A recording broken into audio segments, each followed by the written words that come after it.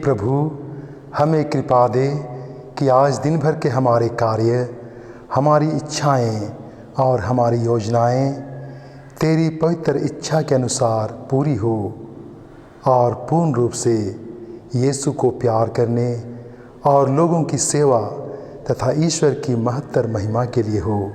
आमीन। मनन चिंतन करें। संत लूकस के अनुसार पवित्र सुसमाचार अध्याय 17 पद संख्याएं 26 से 37 तक। यीशु ने अपने शिष्यों से यह कहा, जो नूह के दिनों में हुआ था वही मानव पुत्र के दिनों में भी होगा। नूह के जहाज पर चढ़ने के दिन तक लोग खाते पीते और शादी ब्याह करते रहे। तब जय प्रलय आया और उसने सबको नष्ट कर दिया। लोत के दिनों में भी वही हुआ था। लोग खाते पीते, लेन देन करते, पेड़ लगाते और घर बनाते रहे। परंतु जिस दिन लोत ने सोदोम को छोड़ दिया, ईश्वर ने आकाश से आग और गंधक बरसाई और सब के सब नष्ट हो गए। मानव पुत्र के प्रकट होने के दिन वैसा ही होगा। उस दिन जो छत पर हो और उसका सामान घर में हो, वह उसे ले जाने के लिए नीचे ना उतरे, और जो खेत में हो वह भी घर ना लौटे। लोत की पत्नी को याद करो, जो अपने जीवन को सुरक्षित रखने का प्रयास करेगा वह उसे खो देगा, और जो उसे खो देगा वह उसे सुरक्षित रखेगा। मैं तुमसे कहता हूँ, उस रात को दो एक खत पर होंगे, एक उठा लिया जाएगा और दूसरा छोड़ दिया जाएगा। दो स्त्रियाँ साथ साथ चक्की पीसती होगी, एक उठा ली जाएगी और दूसरी छोड़ दी जाएगी। इस पर उन्होंने यीशु से पूछा, प्रभु, यह कहाँ होगा? उन्होंने उत्तर दिया, जहाँ लाश होगी वहाँ गिद्ध भी इकट्ठे हो जाएंगे। यह प्रभु का सुसमाचार है।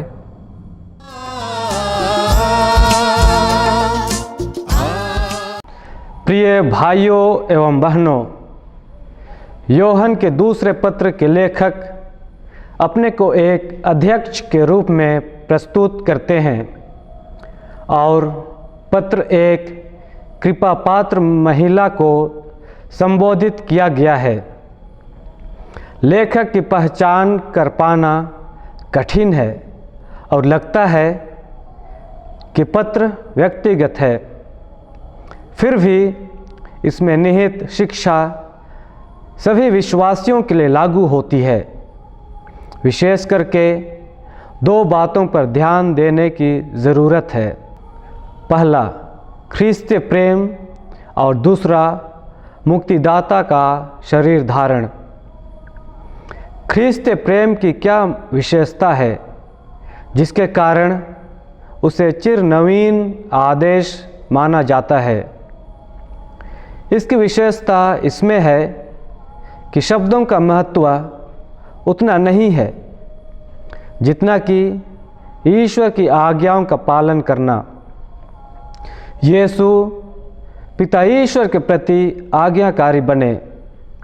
हाँ, क्रूस की मृत्यु तक कितना कठिन काम था, पर यीशु ने इसे निभाया।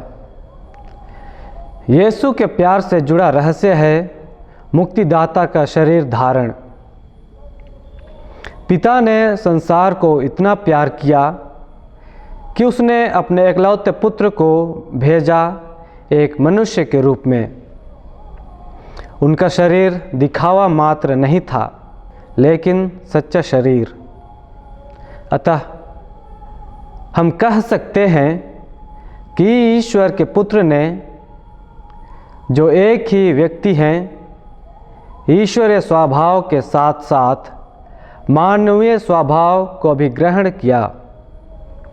वे हमारे जीवन के सहभागी बने।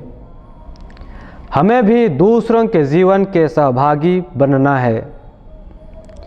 उनके सुख दुख को तटस्थ होकर देखना नहीं है, बल्कि अपनाना है।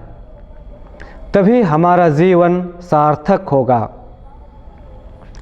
ईश्वर के राज्य के आगमन के संबंध में कल के सुसमाचार से आगे यीशु कहते हैं कि लोग बेपरवाह रहेंगे, जिस तरह नूह और लोत के दिनों लोग अंतिम क्षण तक भोग विलास में डूबे थे। उसी तरह यीशु के आगमन के समय भी होगा। लोग बेफिक्र रहेंगे और उन्हें भनक भी नहीं लगेगी कि दुनिया का सर्वनाश हो रहा है। कोविड-19 की महामारी का फैलना हमें यही दिखाई दे रहा है कि हमारे देश की दुर्दशा का बहुत बड़ा कारण हमारी लापरवाही रही है। किसी न किसी तरह से हम भोग विलास में डूबे रहें और ईश्वर के राज्य की अवहेलना की।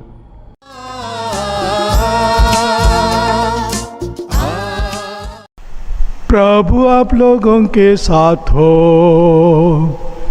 और आपकी आत्मा के साथ। सर्वशक्तिमान परमेश्वर पिता और पुत्र और पवित्र आत्मा आप लोगों को आशीर्वाद प्रदान करे। आमीन।